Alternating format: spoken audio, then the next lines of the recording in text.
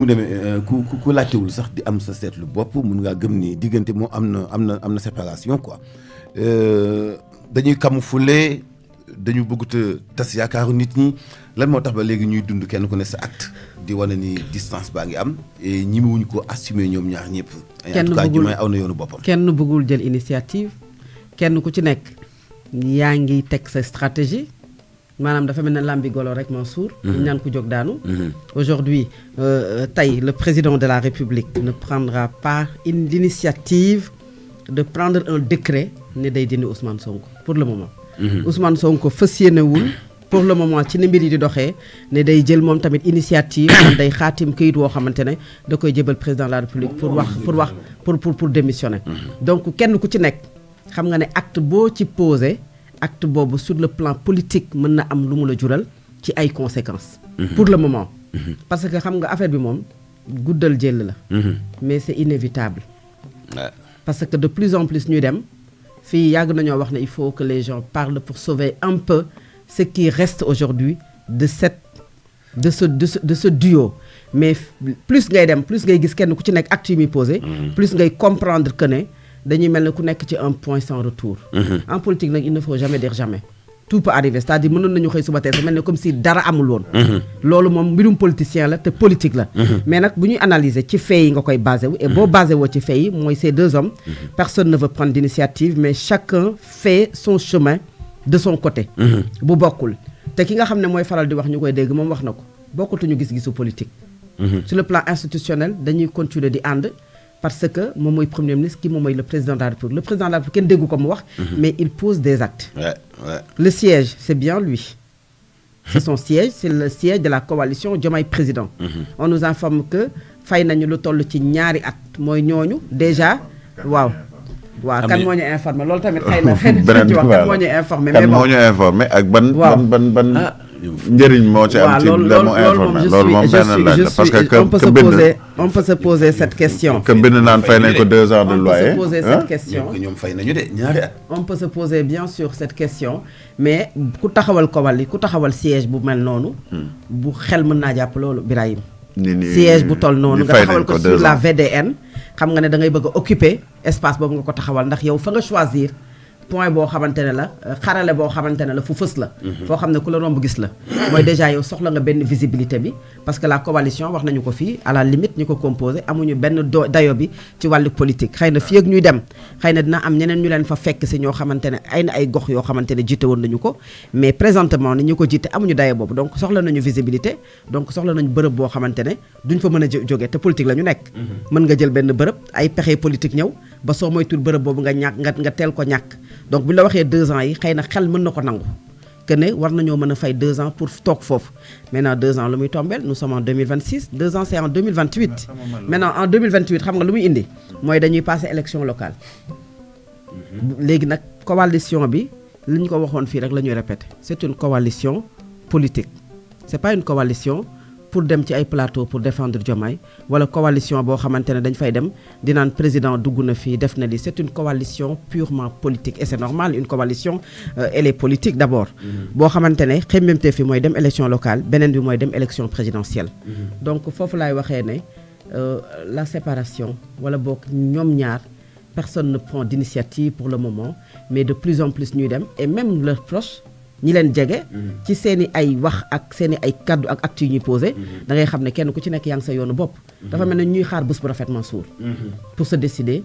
de lan mooy nekk ëllëg maintenant loolu lan la ñuy jural ci li nga xamante ne moom mooy bopp réew mi c'est la question que l'on doit se poser parce que dañ koy maslaa nii rek di ko raayal nii mais dafay impacter ci doxalinu réew mi qu'on le veuille ou pas parce que politique la ñuy def mais dañoo nekk ñoo xam ne dañoo bokkoon parti politique bokkandoo même combat li ma ne bokkandoo même cicatrice yi bokkandoo même gis-gis yi jaayoon nit ñi même projet bi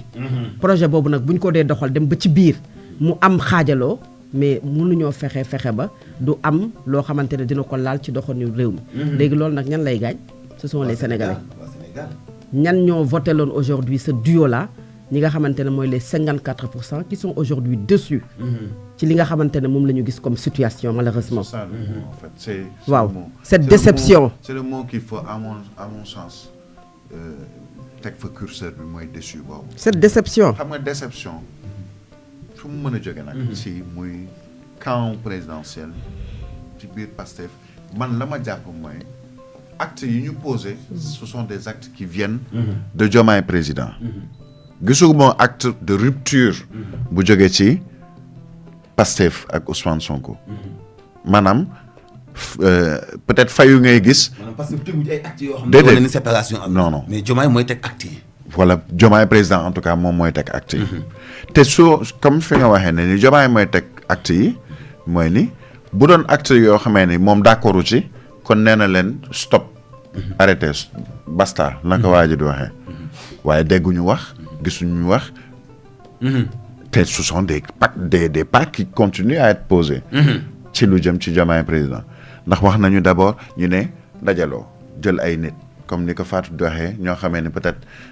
mënuñoo feesal cabine téléphonique ci ñenn ñi pas tout le monde mais ci ñi ci ëpp bokk waxuñu ci dara ñu dem avancé waat tuuti ñu ne di commencé di dàq ay nit ci Diomaye président wala ne ni yow da nga maa yónnee bataaxal pour ñëw waaye mënoo ñëw parce que defoon nga nangam ak nangam wala waxoon nga nangam ak nangam ñu dem ba ci biir ñu ne la léegi siège a ngi nii ba jël photo Diomaye teg ci donc acte yi ñu posé ci Diomaye président cautionné ou pas par Bassirou Diomaye Faye leader politique mais leaderu fan parce que benn parti la bokk muy Pastef te jusqu'à aujourd'hui neewuñu ni démissionné na ci biir parti bi ba tey ji neewuñu ni dàq nañ ko ci biir parti bi waaye acte ya Diomaye président di posé man moo tax sànq ma ne ay la ndeyu bil gi yëpp moom la Bassirou Diomaye Faye posé wul benn acte contraire ci loolu beneen côté bi ngay gis ba ci bërki démb ci Govaton bi premier ministre doon def doon présider mu ci wax ba naan lii ñu nekk nii ci wàlluk numérique bokk na ci loo xam ne moom mooy premier te da ci man xam naa ci dara ndax dama ci lay xëy ci lay gont Bassirou Diomaye Faye président de la République ci lu jëm ci wàllu numérique ba mel noonu moom fu mu taxaw dina tudd Bassirou Diomaye Faye ci lu baax xoolal bi ñuy def waaw jox ko cëram barki Dembo Ndiaye bi ñuy def journée des martyrs ba nit ñi di ko yuuxoo moom mooy ne attention arrêté yuuxu bi ak yu mel noonu jaru ko parce que kii ngeen di wax nañ ko jox cëram ndax am na loo xamee ne ci ay jamono la mu ko def na mu ci taxaw am na ñu ko taxawul te amoon na fit boobu nga xamee ne am na ñu ko doon wut amuñu ko donc chaque jour moom acte ba muy posé wala wax ba muy posé mu ngi ci tagg di ci jox cër di ci sargal Bassirou Diomaye Faye mais de l'autre côté contraire bi la ñuy gis ci acte yi nga xamee ne posé nañu ko gisuñu luy gën a dajale seen biir mais là où je reviens dafa lay jeexale ci le mot déception ou déçu dama lire dem benn contribution benn militant du parti Pastef bu ne ni doyen la magum Pastef la donte bokk ci seeni structure magum Pastef mu ne ni attention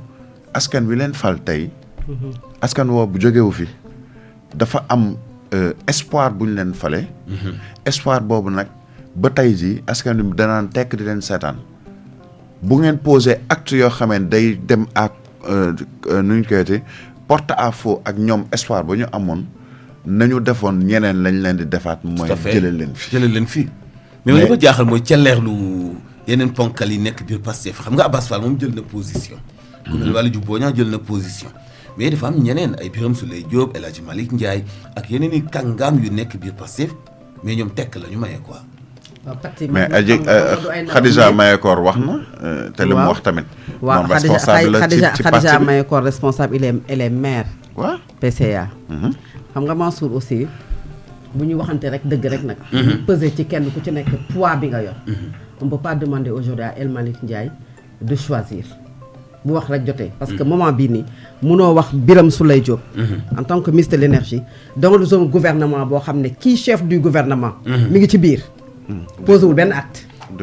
mi ngi wax gaa mi ngi massifié mi ngi sax li Birahim Touré wax delloo si xale yi di leen xamal ne arrêtez de souvent trop critiquer Bassirou Diomaye parce que lépp mën na am n'oublions pas les sacrifices yi nga xam ne def na ko kon kooku ba tey mi ngi jéem a fexee nu mu rafetalee wala recoller les morceaux maintenant des gens comme ñoo xam ne dañoo am dayoo ci parti bi dekk ay ministre de la République nag am ay ndombal tànk ils peuvent pas se déterminer aussi xam nga leur demander ça c'est leur faire un mauvais procès parfois nga dégg ku naan non il faut que ku nekk xam foo féete mais kenn mënul xam foo féete parce que le premier ministre du Sénégal Ousmane Sonko moom ci boppam di président du parti Pastef il est dans le gouvernement moom ci boppam fi mu féete gaa moom mi ngi doxal yoonam mais mi ngi ànd ba tey ak ki nga xam ne mooy président de la République Mansour non xanaa wax ci côté militantisme wax ci parti bi nga xam moom moo leen lié quoi mais gis nañu ñu dem Juppé Mbacké nga gis ay leader yoo xamante ne ñenn ñi ay ministre lañ ñenn ñi dañoo am nombal tànk ci député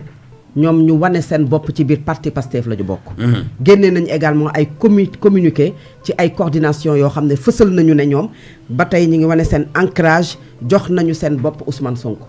ci parti bi nga xam ne moom mooy parti Pastef mais demander à ces gens là par exemple ci ñenn ñi ñi nga xam ne da nga koy parce que da nga koy dégg parfois si yenn nit yi il faut que ñu wax diw fan la féete il faut que ñu wax diw fan la féete ñëpp xam nañu ne s'il y a séparation il y a certaines personnes qui vont lâcher Ousmane Sonko ça c'est clair Mansour gis nga bu ñu jàpp ne parce que ñii moom moo leen fal parce que la preuve moom mooy Bassirou Diomaye a été président grâce à Ousmane Sonko te aujourd'hui comme bu am rupture amee c'est parce que am na ci ñoom ñaar koo xam ne la waroon a am defoo ko parce que li ñu promettroon Sénégalais aux yeux des Sénégalais ñëpp gis ko moom mooy àndandoo naan wala àndandoo tuur boo demee ba ñi nga xamante ne ñoom ñoo leen doon bañ a gis ngeen ànd aujourd'hui ñoom ñooy défendre l'un au détriment de l'autre ça veut dire que am na lu kase ci diggante bi mais foofu bu séparation mënee am jàppal ne mën na am ci ñeneen ñoo xamante ne ay alliés la ñu woon yoo xamante ne amaana moo leen recommandé woon ñu nekk ministre ñenn ñi moo leen recommandé woon ñu nekk sax ay PCA wala ay directeurs généraux loolu mënul ñàkk c'est-à-dire quand il y a séparation il y a certainement des personnes qui seront avec Bassirou Diomaye Faye d'autres qui seront avec Ousmane Sonko mais actuellement là où l'on parle nga xamante ne c'est vrai que ne ku ci nekk yaa ngi doxal parce que même ñoom ñooñu sax di ay ministres ku ci nekk yaa ngi teg sa stratégie aussi ku ne xëy na sa xol xam nga fi nga jëm mais est-ce qu'on peut demander ou exiger à ces gens de choisir wax na yow yaa ngi ci wala yaa ngi alors que yéen ñëpp yéen a ngi nekk ci même gouvernement bi alors que ñi ngi ànd ba léegi voilà Fatou ci kanam tuuti dinañu dellu soit incha allah ci débat yooyu ak yeneen mel ni ki immigration yi nga xam ni dafa takkarnaase